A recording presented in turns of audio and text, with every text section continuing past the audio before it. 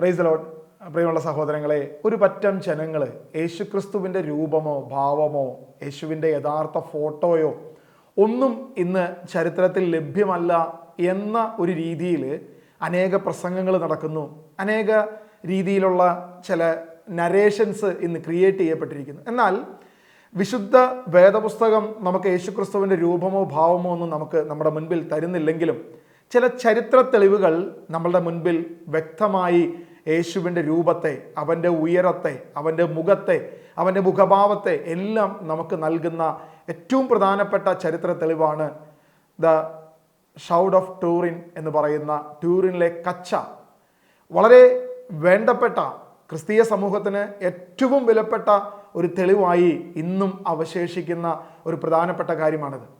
ഇറ്റലിയിലെ ഒരു ടൂറിൻ എന്ന് പറയുന്ന ഒരു ചർച്ചിൽ ഇന്നും സൂക്ഷിച്ചിരിക്കുന്ന ഈ ഒരു വലിയൊരു തുണിക്കഷ്ണം യേശുക്രിസ്തുവിൻ്റെ ശവശരീരം അടക്കം ചെയ്തപ്പോൾ ശിഷ്യന്മാർ പൊതിഞ്ഞു വെച്ച ഒരു അതേ തുണി തന്നെ 2000 വർഷം ഇപ്പോഴും സൂക്ഷിച്ചു വെച്ചിരിക്കുന്നു. അല്ലെങ്കിൽ ഒരു കേടുപാടും കൂടാതെ ഇന്നും ലോകത്തിനത് തെളിവായി വച്ചിരിക്കുന്നു എന്ന് പറയുന്നത് തന്നെ യേശുക്രിസ്തുവിൻ്റെ തെളിവുകളിലേക്ക്, അല്ലെങ്കിൽ ഒരു ചരിത്ര പുരുഷൻ എന്നതിൽ പരം ഒരു ദൈവം എന്ന് തന്നെ നമുക്ക് വിശ്വസിക്കാൻ കഴിയുന്ന ചില തെളിവുകളിലേക്ക് ചരിത്രം വഴി നയിക്കുന്ന ചില കാഴ്ചകളാണ് ഈ കാലഘട്ടത്തിൽ നമ്മുടെ മുൻപിൽ കാണാനിടയായത്.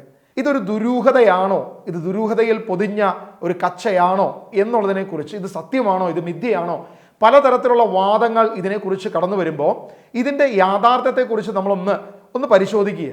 ഇവിടെ യേശുക്രിസ്തുവിൻ്റെ ഉയർപ്പിൻ്റെ സമയത്ത് ഒരുപക്ഷെ ഒരു ഫോട്ടോസ്റ്റാറ്റിൽ മെഷീനിൽ ഒരു പേപ്പറിലേക്ക് അതിൻ്റെ ഇമേജ് കടന്നു വരുന്നത് പോലെ വന്നതാണോ എന്ന ചില സംശയങ്ങൾ, വലിയ റേഡിയേഷനിലൂടെ വന്നതാണോ എന്നുള്ളതിനെക്കുറിച്ചുള്ള ചില സംശയങ്ങൾ ഇതിനെക്കുറിച്ച് പല ചിന്തകരും, പല ടെക്നിക്കലായിട്ട് ഇതിനെക്കുറിച്ച് പഠിക്കുന്നവരും പങ്കുവെക്കുന്നുണ്ട്. സിന്തോളജി എന്ന പേരിലാണ് ഈ ഒരു ശാസ്ത്രം അറിയപ്പെടുന്നത്. യഥാർത്ഥത്തിൽ സിന്തോൺ എന്ന വാക്ക് കച്ച അഥവാ വസ്ത്രം എന്ന് പറയപ്പെടുന്ന ആ ഒരു ഗ്രീക്ക് പദത്തിൽ നിന്നാണ് ഈ സിന്തോളജി എന്ന് പറയുന്ന ഈ ഒരു ശാസ്ത്രശാഖ തന്നെ വന്നിരിക്കുന്നത്. നമ്മൾ അതിനെക്കുറിച്ച് പറയുകയാണെങ്കിൽ യേശുക്രിസ്തുവിന് ഏകദേശം 5 അടി 10 ഇഞ്ച് ഉയരം ഉണ്ടായിരുന്നു ഈ ഷൗഡ് ഓഫ് ടൂറിനിലെ ആ ഒരു കച്ചയിൽ നടന്ന പഠനങ്ങളിൽ നിന്നും എന്നാണ് പല ചിന്തകരും അല്ലെങ്കിൽ അതിനെക്കുറിച്ച് പഠനം നടത്തിയവർ പ്രധാനമായിട്ടും പറയുന്നത്.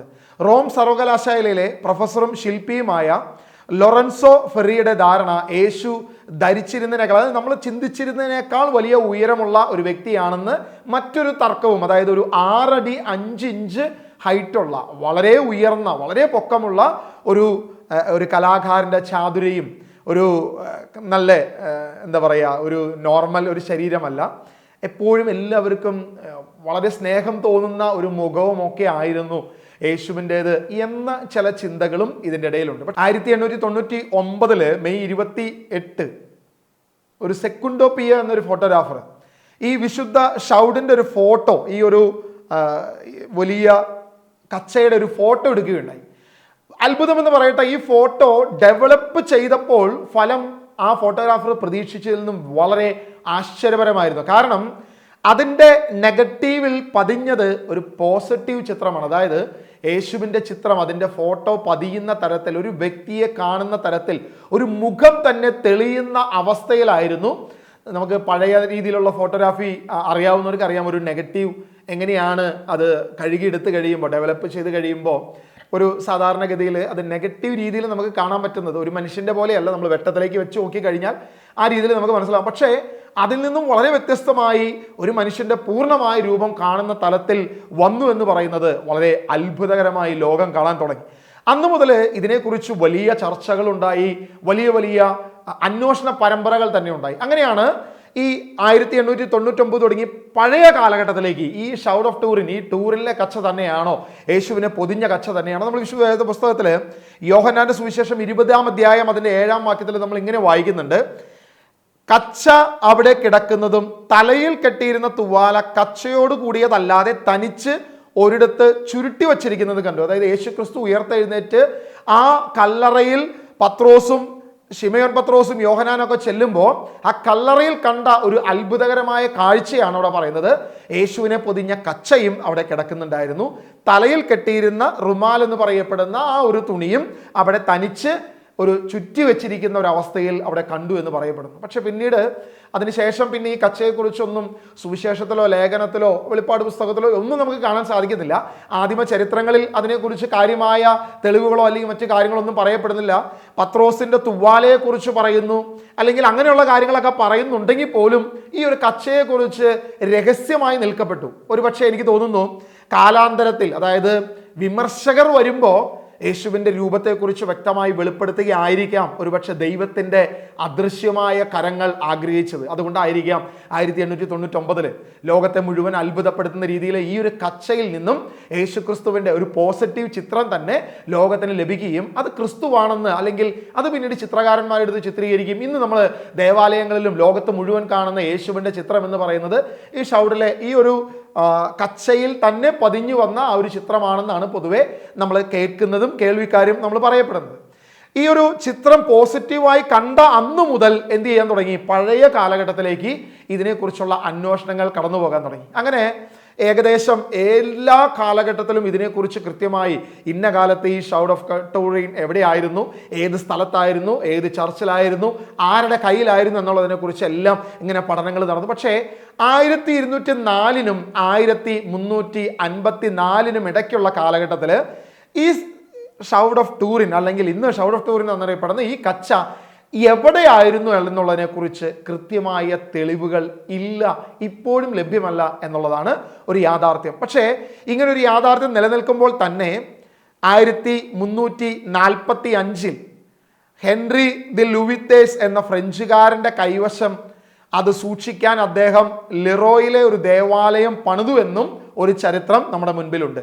അങ്ങനെ പലവിധ ദുരൂഹതകൾ അടങ്ങിയ ഈ ഒരു ടൂറിനെ കുറിച്ച് നമ്മൾ കൂടുതലായി നമ്മൾ മനസ്സിലാക്കുമ്പോൾ ഇത് കൈമാറി 1983 ഇറ്റലിയിലെ ഭരണാധിപനായ ഉംബെർട്ടോ രാജാവിൻ്റെ കയ്യിൽ, അദ്ദേഹത്തിൻ്റെ കയ്യിൽ അത് എത്തുകയും അദ്ദേഹത്തിൻ്റെ മരണത്തിന് ശേഷം അത് ഇന്നത്തെ കത്തോലിക്ക സഭയുടെ പരമോന്നതനായ അന്നത്തെ മാർപ്പാപ്പയുടെ കയ്യിലേക്ക് ഇത് നൽകുകയും ചെയ്തു എന്നുള്ളതാണ് ചരിത്രങ്ങൾ അല്ലെങ്കിൽ ചില കാലഘട്ടത്തിലെ പഠനങ്ങളിലൂടെ നമുക്ക് മനസ്സിലാക്കാൻ സാധിക്കുന്നത്, അല്ലെങ്കിൽ ഇങ്ങനെയാണ് വിശ്വസിക്കുന്നത്.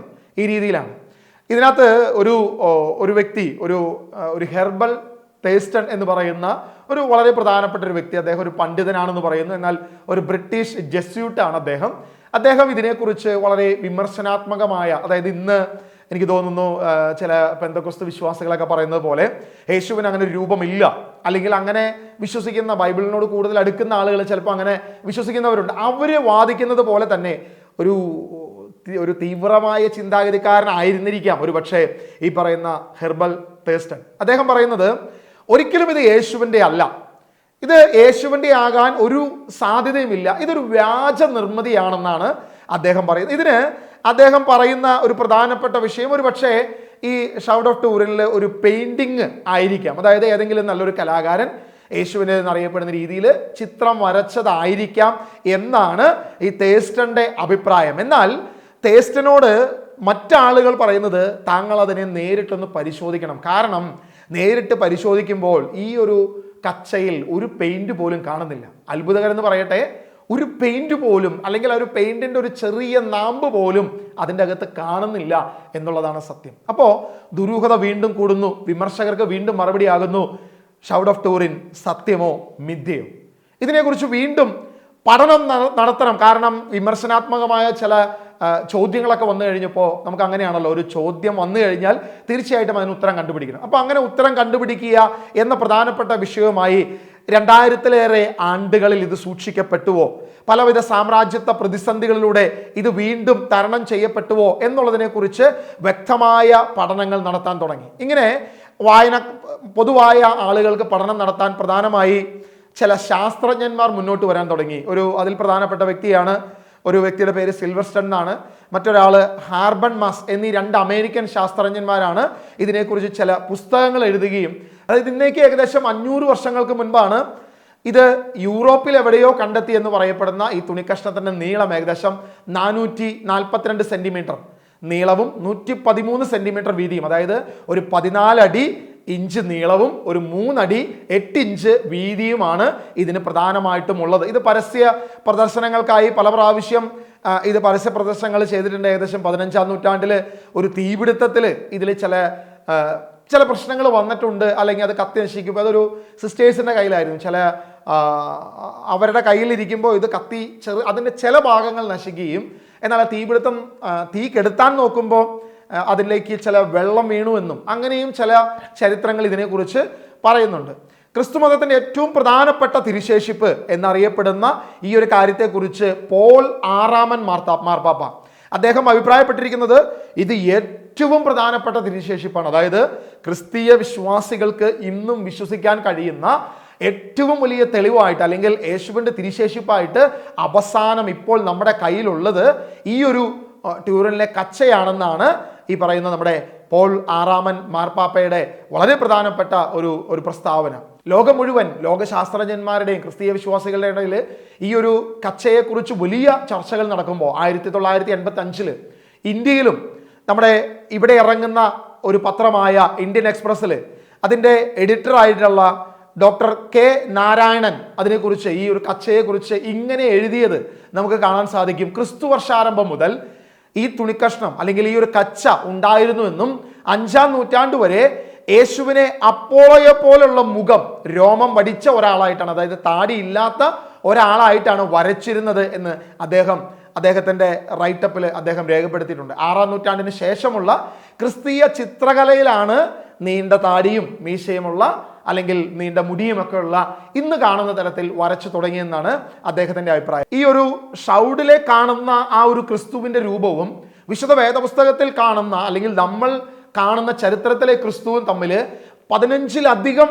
സാമ്യങ്ങൾ, അല്ലെങ്കിൽ കൃത്യമായി പല കാര്യങ്ങളിലും സാമ്യങ്ങൾ ഉണ്ട് എന്നുള്ളതാണ് ചില ഫ്രഞ്ച് പണ്ഡിതന്മാർ ഇതിനെക്കുറിച്ച് ചൂണ്ടിക്കാണിക്കുന്നത്. വീണ്ടും പഠനങ്ങൾ പിന്നെയും കടന്നു വന്നു. ഇറ്റലിയിലെ എനർജി ആൻഡ് ഡെവലപ്മെന്റ്, അതിൻ്റെ ഒരു സസ്റ്റൈനബിൾ ഡെവലപ്മെന്റ് എന്നൊരു ദേശീയ എനർജി, ആ ഒരു ശാസ്ത്രശാഖ വർഷങ്ങളോളം ഈ കച്ചയെ പറ്റി പരീക്ഷണങ്ങൾ നടത്തി കഴിഞ്ഞപ്പോൾ ഏകദേശം 34,000 മില്യൺ വാട്ട്സ് പ്രസരണ ശേഷി, അതിലൂടെയാണ് ആ റേഡിയേഷനിലൂടെ മാത്രമേ ഈ ഒരു ലിനൻ തുണിയിൽ ഇങ്ങനൊരു ചിത്രം വരാൻ സാധ്യതയുള്ളൂ എന്നൊരു പഠനം. അതായത് അന്ന് ലഭ്യമായ ഒരു മെഷീനിലൂടെയും ഇങ്ങനെ ഒരു ചിത്രം അതിൽ വരുത്താൻ ഒരിക്കലും സാധിക്കത്തില്ല. അതായത് അത്ഭുതമല്ലാതെ യേശുവിൻ്റെ ആ ഒരു ഉയർപ്പിൻ്റെ സമയത്തോ അല്ലെങ്കിൽ 3 ദിവസം കല്ലറയിലായിരുന്ന സമയത്തോ എപ്പോഴെങ്കിലും ഈ 34,000 മില്യൺ വാട്ട്സ് പ്രസരണശേഷി, അത്രയും വലിയ ഒരു റേഡിയേഷൻ അവിടെ സംഭവിച്ചത് കൊണ്ടായിരിക്കാം യേശുവിൻ്റെ ശിരസിലെ മുറിവുകൾ തുടങ്ങി ശരീരത്തിലെ മുറിവുകൾ തുടങ്ങി സകല കാര്യങ്ങളും ആ ലിനൻ തുണിയിലേക്ക് പതിഞ്ഞത് എന്ന് ഈ ഒരു ശാസ്ത്രശാഖ കണ്ടുപിടിക്കുകയുണ്ടായി.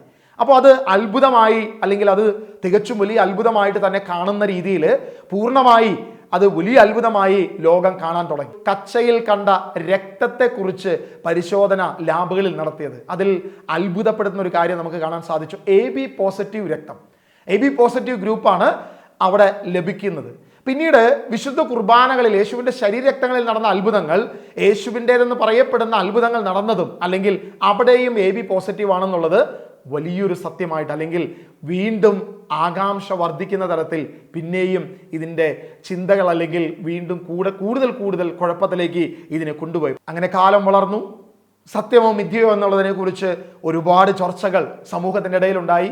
അങ്ങനെ നിൽക്കുമ്പോൾ കാർബൺ ഡേറ്റിംഗ് എന്ന രീതിയിൽ ശാസ്ത്രശാഖ വലിയ രീതിയിൽ വളർന്നു വന്നു കഴിഞ്ഞപ്പോൾ അവരുടെ ഇടയിൽ ഇങ്ങനൊരു ചോദ്യം വന്നു: നമുക്ക് ഈ കച്ച ശാസ്ത്രീയമായി ഒന്ന് പരിശോധിച്ചാൽ ഇതിൻ്റെ കാലപ്പഴക്കം നമുക്ക് മനസ്സിലാകത്തില്ലേ? യേശുക്രിസ്തുവിൻ്റെ കാലഘട്ടവുമായി ഇതിനോട് ബന്ധിപ്പിക്കാൻ നമുക്ക് സാധിക്കത്തില്ലേ?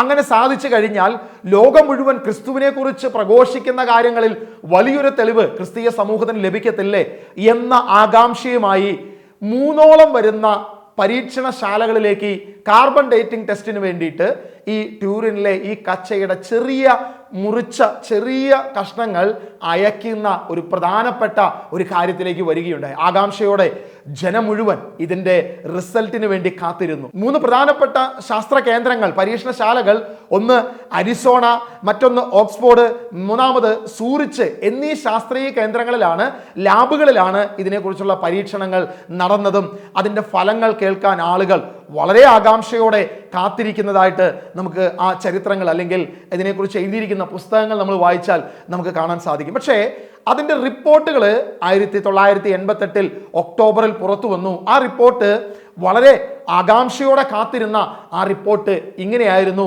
പരീക്ഷണ ഫലപ്രകാരം ഈ ഷൗഡിൻ്റെ നിർമ്മിതിക്ക് 1260 1390 അതായത് 13ാം നൂറ്റാണ്ടിൻ്റെ അവസാനവും 14ാം നൂറ്റാണ്ടിൻ്റെ പകുതിയോളം ഇടയിൽ നിൽക്കുന്ന ഒരു കാലഘട്ടം മാത്രമാണ് ഈ ഒരു കച്ചയ്ക്ക് അല്ലെങ്കിൽ ഈ പറയുന്ന കച്ചയ്ക്ക് മാക്സിമം കാലപ്പഴക്കമുള്ളൂ എന്നാണ് കാർബൺ ഡേറ്റിംഗ് ടെസ്റ്റിലൂടെ ഈ ഒരു റിസൾട്ട് വന്നത്. ഇത് വലിയ ഞെട്ടിപ്പിക്കുന്ന, കാരണം ഇത് സത്യമോ വിദ്യയോ എന്ന് കാത്തിരുന്ന ജനങ്ങൾക്ക് ഇതൊരു അമ്പരപ്പിക്കുന്ന, അല്ലെങ്കിൽ അയ്യോ ഇത് കെട്ടിച്ചമച്ചുണ്ടാക്കിയതാണോ, ഇത് ഡ്യൂപ്ലിക്കേറ്റ് ആണോ എന്ന തരത്തിൽ വലിയ പ്രതിസന്ധികൾ കടന്നു വരാൻ തുടങ്ങി. പക്ഷേ ഈ കാലഘട്ടത്തിൽ യേശുവിൻ്റെ ക്രൂശുമരണം നടന്നത് AD 30കളിലോ അല്ലെങ്കിൽ 33കളിലോ ആ ഏകദേശം ഒരു കാലഘട്ടം, അല്ലെങ്കിൽ AD 100കൾക്ക് മുൻപാണെന്ന് 100% എല്ലാവർക്കും ഉറപ്പാണ്. പക്ഷേ ഏകദേശം അതിനും 12 നൂറ്റാണ്ടുകൾക്ക് ശേഷമാണ് ഇത് നടക്കുന്ന, അല്ലെങ്കിൽ ഇതിൻ്റെ കാർബൺ ഡേറ്റിംഗ് ടെസ്റ്റ് എന്നുള്ളത് വലിയ ഒത്തിരി ആളുകളെ അമ്പരിപ്പിക്കുകയുണ്ടായി. എങ്കിലും ഈ പ്രസരണശേഷിയും അല്ലെങ്കിൽ ഇതിൽ കണ്ട ചിത്രവും ഫോട്ടോഗ്രാഫർക്ക് വന്ന സംഭവങ്ങളും അതിന് നെഗറ്റീവ് പോസിറ്റീവ് ആയതും ഇങ്ങനെ നടന്ന അത്ഭുതങ്ങളും എല്ലാം ലോക ജനത ഇന്നും വിശ്വസിക്കുന്നു. ഈ ട്യൂറിനിലെ കച്ച യാഥാർത്ഥ്യമാണെന്നും സത്യമാണെന്നും ഇന്നും വിശ്വസിക്കുന്നു. എന്നാൽ ഒരു ക്രിസ്ത്യാനിയെ സംബന്ധിച്ചിടത്തോളം ഇതിൻ്റെ വിശ്വസ്തത എത്രത്തോളം ശരി എന്നുള്ളത് നമ്മൾ വീണ്ടും ഒരു രീതിയിലൂടെ ഒന്ന് അനലൈസ് ചെയ്ത് ഇതിനെക്കുറിച്ച് ഒരു കൺക്ലൂഷനിലേക്ക് എത്തുകയാണ്. പ്രിയമുള്ളവരെ, വിശുദ്ധ വേദപുസ്തകം നമ്മുടെ മുൻപിൽ വയ്ക്കുന്ന ഒരു പ്രധാനപ്പെട്ട വിഷയമുണ്ട്. യേശുക്രിസ്തു എന്ന് പറയുന്നത് ലോകത്തിൻ്റെ പാപങ്ങൾ നീക്കാൻ വന്ന ദൈവത്തിൻ്റെ കുഞ്ഞാടാണ്. ഈ ദൈവത്തിൻ്റെ കുഞ്ഞാടിനെ കുറിച്ച് ആദ്യം വിശുദ്ധ വേദപുസ്തകത്തിൽ നമ്മൾ കാണുന്നത് പെസഹ കുഞ്ഞാടിനെ അർപ്പിക്കപ്പെടുന്ന കാര്യത്തിലാണ്. പുറപ്പാട് പുസ്തകം അതിൻ്റെ 12ാം അധ്യായം 10ാം വാക്യം നമ്മളോട് ഇങ്ങനെ പറയുന്നത്: പ്രഭാതമാകുമ്പോൾ അതിൽ യാതൊന്നും അവശേഷിക്കരുത്, എന്തെങ്കിലും മിച്ചം വന്നാൽ തീയിൽ ദഹിപ്പിക്കണം. പെസഹ കുഞ്ഞാടിൻ്റെ യാതൊന്നും അവസാനിപ്പിക്കരുത്, ഒന്നും ബാക്കി വെക്കാൻ ദൈവം അനുവദിക്കുന്നില്ല. ഇത് വളരെ പ്രധാനപ്പെട്ട ഒരു ദൈവം നൽകുന്ന ഒരു കൽപ്പനയാണ്. വീണ്ടും പുറപ്പാട് പുസ്തകം അതിൻ്റെ 12ാം അധ്യായം 46ാം വാക്യത്തിൽ പാകം ചെയ്ത വീട്ടിൽ വെച്ച് തന്നെ പെസഹ ഭക്ഷിക്കണം, മാംസത്തിൽ നിന്നും അല്പം പോലും പുറത്തു കൊണ്ടുപോകരുത്, ആടിൻ്റെ അസ്ഥിയൊന്നും ഒടിയുകയും ചെയ്യരുത്. ഇവിടെ ആടിൻ്റെ അസ്ഥിയൊന്നും ഒടിയരുത് എന്നൊരു കൽപ്പന വിശുദ്ധ യോഹന്നാൻ തൻ്റെ സുവിശേഷത്തിലെ അതിൻ്റെ 19ാം അധ്യായം 19ാം വാക്യത്തിൽ വ്യക്തമായിട്ട് പറയുന്നു.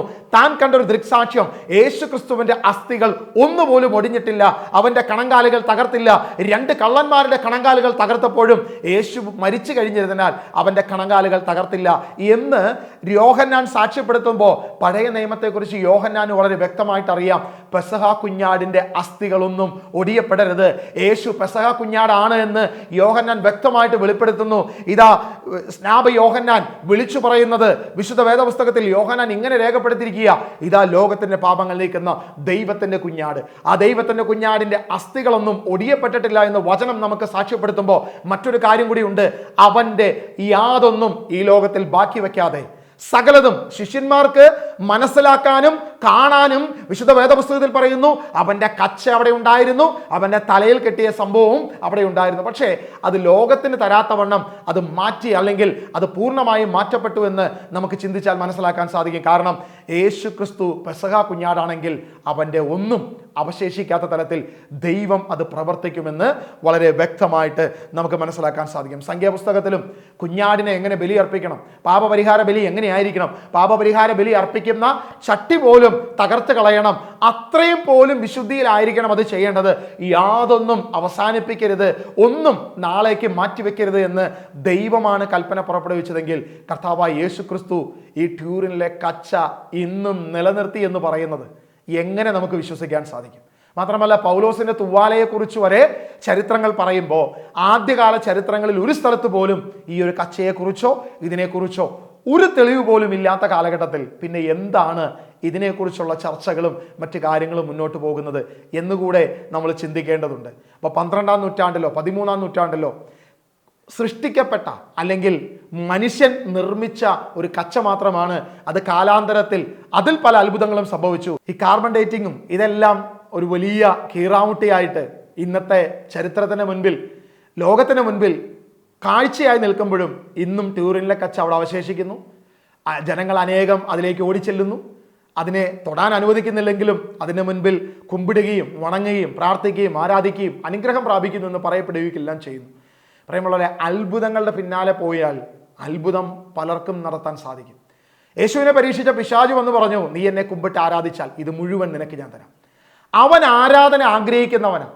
അവനൊരു ചിത്രം വരച്ച് അതിലേക്ക് 34,000 ടൺ കാർബൺ ഡേറ്റിങ്ങിലോ അല്ലെങ്കിൽ ഏത് തലത്തിൽ വേണമെങ്കിലും അവന് ഒരു ചിത്രം ഉണ്ടാക്കാനും ആ ചിത്രത്തെ ആരാധിക്കാൻ, അതിനെ വണങ്ങാൻ, അതിനെ വലുതായി കാണാൻ ലോകത്തിന് മുഴുവൻ കൊടുക്കാൻ സാത്താൻ ഇന്നും സാധിക്കും. കാരണം യേശുവിൻ്റെ മുമ്പിൽ വന്ന പിശാച് ഇന്നും ആഗ്രഹിക്കുന്ന പ്രധാനപ്പെട്ട വിഷയം ആരാധനയാണ്. അത് ഏത് തരത്തിലാണെങ്കിലും എന്തൊക്കെ മായാവിദ്യകൾ കാണിക്കാനും അവൻ തയ്യാറാണ്. കാരണം വെളിപ്പാട് പുസ്തകം ഇങ്ങനെ പറയുന്നു, ചുരുങ്ങിയ സമയമേ അവശേഷിക്കുന്നു എന്ന് മനസ്സിലാക്കി പിശാച് ജനത്തിൻ്റെ ഇടയിലേക്ക് അവരെ എങ്ങനെ വഴിതെറ്റിക്കാം, തെരഞ്ഞെടുക്കപ്പെട്ടവരെ പോലും എങ്ങനെ തെറ്റിക്കാമെന്ന്, എങ്ങനെ പ്രലോഭനത്തിൽ പെടുത്താമെന്ന് കരുതി അവൻ അലറുന്ന സിംഹത്തെ പോലെ, ഒരു വലിയ ചൂഷകനെ പോലെ, ഒരു കൗശലക്കാരനെ പോലെ ഇന്നും നമ്മുടെ ചുറ്റുമുണ്ട് എന്നുള്ള സത്യം നമ്മൾ മറക്കരുത്.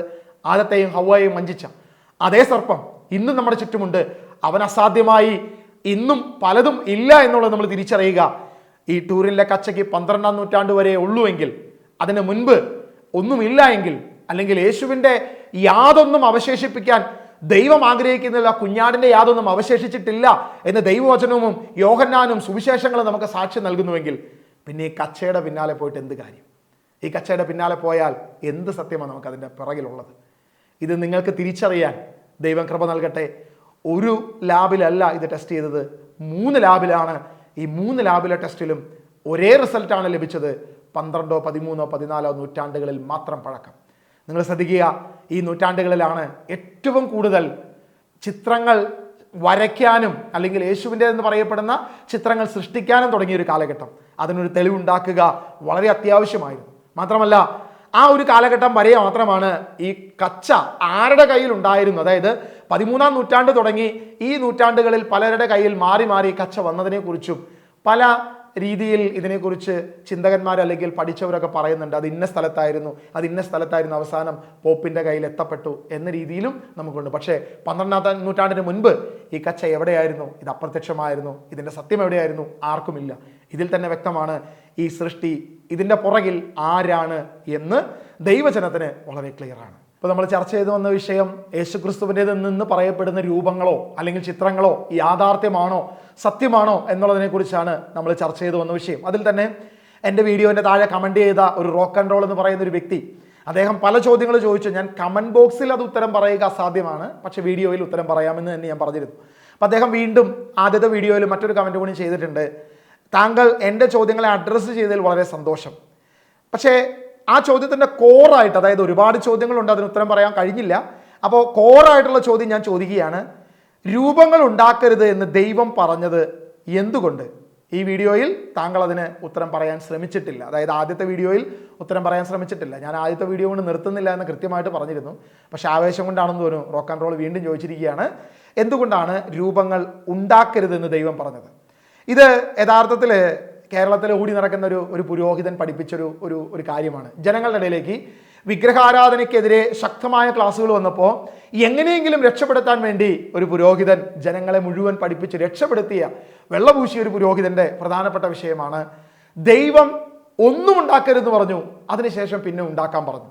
നമ്മൾ പുറപ്പാട് പുസ്തകം നോക്കുമ്പോൾ 20-ാം അധ്യായം അതിൻ്റെ 4-ാം വാക്യം, മുകളിൽ ആകാശത്തിലോ താഴെ ഭൂമിയിലോ ഭൂമിക്കടിയിലോ ജലത്തിലോ ഉള്ള ഒന്നിൻ്റെയും പ്രതിമയോ സ്വരൂപമോ നിർമ്മിക്കരുതെന്ന് പറഞ്ഞു. പക്ഷെ പിന്നീട് കെരൂബുകളെ നിർമ്മിക്കുന്നു, അങ്ങനെയുള്ള കാര്യങ്ങളൊക്കെ ഉണ്ടല്ലോ. അപ്പോൾ ഒന്നിൻ്റെയും നിർമ്മിക്കരുതെന്ന് പറഞ്ഞ ദൈവം പിന്നെ എന്തുകൊണ്ട് നിർമ്മിക്കാൻ പറഞ്ഞു? പക്ഷേ സൗകര്യപൂർവ്വം ഈ പുരോഹിതനും ലോക ജനതയും മുഴുവനും അല്ലെങ്കിൽ കേരള ജനത, മലയാളി ജനത വിഴുങ്ങിയൊരു വാക്ക് തൊട്ട് മുകളിൽ കിടക്കുന്നുണ്ട്. 3-ാം വാക്യം, ഞാനല്ലാതെ വേറെ ദേവന്മാർ നിനക്കുണ്ടാകരുത്. അതിന് ശേഷമാണ് എന്ത് എഴുതിയിരിക്കുന്നത്? മുകളിൽ ആകാശത്തിലോ താഴെ ഭൂമിയിലോ ഭൂമിക്കടിയിലോ ജലത്തിലോ ഉള്ള ഒന്നിൻ്റെയും പ്രതിമയോ സ്വരൂപമോ. അതായത് ദൈവത്തിന് പകരമായി വേറെ ദേവന്മാരെ ഉണ്ടാക്കരുത്, ദൈവത്തെ ആരാധിക്കുന്നതിന് പകരമായി വേറെ ദേവന്മാരെ ഉണ്ടാക്കരുത് എന്നുള്ളതാണ്. അതിനുശേഷം ഈ അച്ഛൻ പറഞ്ഞൊരു കാര്യമുണ്ട്. അവിടെ നിയമാവർത്തന പുസ്തകത്തിൽ പറയുന്നു, നിങ്ങളൊന്നും കണ്ടില്ല, അതുകൊണ്ട് നിങ്ങൾ വരയ്ക്കരുത്, നിങ്ങൾ ഉണ്ടാക്കരുത്. പക്ഷെ പുതിയ നിയമത്തിൽ നമ്മൾ കണ്ടു, കത്തോലിക്കർ കണ്ടു, അതുകൊണ്ട് അത് വരയ്ക്കണം. പക്ഷെ നമ്മൾ ചരിത്രങ്ങൾ കൃത്യമായി ഞാനത് ഫസ്റ്റ് ക്ലാസ്സിലൂടെ കാണിച്ചു. കണ്ടവരാരും അത് വരച്ചിട്ടില്ല, കണ്ടവർക്ക് ആർക്കും മനസ്സിലായില്ല. മഗ്ദലേന മറിയം തുടങ്ങി ഇങ്ങോട്ട് താഴെയുള്ള ശിഷ്യന്മാർക്ക് ആർക്കും മനസ്സിലായില്ല. സുവിശേഷങ്ങളിലോ ലേഖനങ്ങളിലോ ഒരു വാക്കുകൊണ്ട് പോലും യേശുവിൻ്റെ സൗന്ദര്യവൽക്കരണത്തെക്കുറിച്ച്, ചിത്രത്തെക്കുറിച്ച് ഒരു പോയിന്റ് പോലും നമുക്ക് കാണാൻ സാധിക്കത്തില്ല. വെളിപ്പാട് പുസ്തകത്തിൽ കാണുന്നത് യോഹന്നാൻ കണ്ട കാഴ്ചയൊട്ട് വരയ്ക്കാനും സാധിക്കത്തില്ല. ഇങ്ങനെ പല കാര്യങ്ങൾ തെളിവുകൾ വെച്ചു. പക്ഷെ ഇപ്പോഴും നമ്മുടെ റോക്ക് ആൻഡ് റോള് പുള്ളിക്ക് ഇപ്പോഴും നേരം വെളുത്തിട്ടില്ല, അല്ലെങ്കിൽ അതിലേക്ക് കടന്നു വന്നിട്ടില്ല. പുള്ളി ഇപ്പോഴും ചോദിക്കുന്നത് എന്തുകൊണ്ട് ആ ചോദ്യത്തെ അഡ്രസ്സ് ചെയ്തിട്ടില്ല. അപ്പോൾ ആ ചോദ്യത്തെ കൂടി ഒന്ന് പൂർണ്ണമായി അഡ്രസ്സ് ചെയ്യുകയാണ്. പ്രിയമുള്ള സഹോദര, വരയ്ക്കാൻ പറഞ്ഞ ക്രിസ്തു ഈ ലോകത്തെങ്ങുമില്ല. മാത്രമല്ല, കണ്ടതുകൊണ്ട് വരയ്ക്കുമെന്നാണ് നിങ്ങളുടെ വാദമെങ്കിൽ കണ്ട ഒരാളും വരച്ചിട്ടില്ല. കണ്ടതിനെക്കുറിച്ച് ഒരു ചരിത്ര നേർസാക്ഷ്യങ്ങളും ഇന്നും ലഭ്യമല്ല. അപ്പം ഇതെല്ലാം ഇരിക്കെ പിന്നെ എവിടെ നിന്നാണ് ഇന്ന് ഈ ചിത്രം വന്നത്? ഇനി ടൂറിനിലെ കച്ചയുടെ കാര്യത്തിലും ഇപ്പം ഏകദേശം കാര്യം തീരുമാനമായി. ഇനി താങ്കൾ പറ, എവിടെയാണ് കണ്ടത്? എവിടെ നിന്നാണ് വരച്ചത്? ഏത് തരത്തിലാണ് വരച്ചത്? ഇനി നമുക്ക് രണ്ട് കാര്യം കൂടി നമുക്ക് ഡിസ്കസ് ചെയ്യാനുണ്ട്. അതിൽ പ്രധാനപ്പെട്ട വിഷയം ഇതാണ്, ലൂക്ക വരച്ച ചിത്രം. അപ്പോൾ ലൂക്ക വരച്ച ചിത്രത്തിലേക്ക് നമ്മൾ കടന്നു വരികയാണ്. അതുപോലെ തന്നെ മറ്റൊരു കാര്യമാണ് വെറോനിക്ക യേശുവിൻ്റെ മുഖം തുടച്ചു. ആ വെറോനിക്കയുടെ ടവലിൽ പതിഞ്ഞ യേശുവിൻ്റെ മുഖം. ഈ രണ്ട് കാര്യത്തിലേക്ക് കൂടെ നമ്മൾ അടുത്ത വീഡിയോയിൽ കടന്നു വരും.